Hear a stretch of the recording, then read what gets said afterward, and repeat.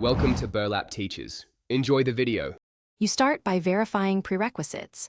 Open Settings and check iOS version, carrier support, and network. You need iOS current enough for any new messaging interoperability. Once done, make sure cellular data and iMessage are enabled and sign into your Apple ID. Next, reboot the iPhone to clear transient network locks. Then, open Messages and try sending a test MMS to a known RCS Android contact. Note failures so you can track the next steps and settings you will change. Now you diagnose and adjust. Reset network settings to clear stale configurations. This removes Wi-Fi passwords but often fixes registration issues. Then toggle iMessage off, wait 10 seconds and toggle it back on. This forces re-registration with Apple servers. If messages still drop, test SMS fallback by sending a basic text.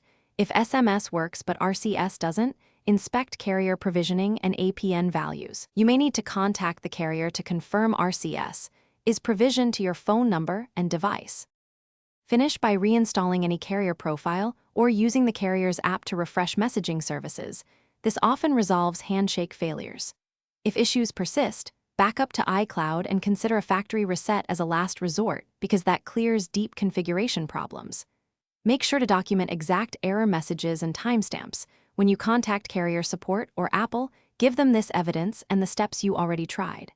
One key tip: if a single contact fails, confirm their RCS status on Android and network settings before major changes. Thanks for watching. Consider subscribing if this video helped you.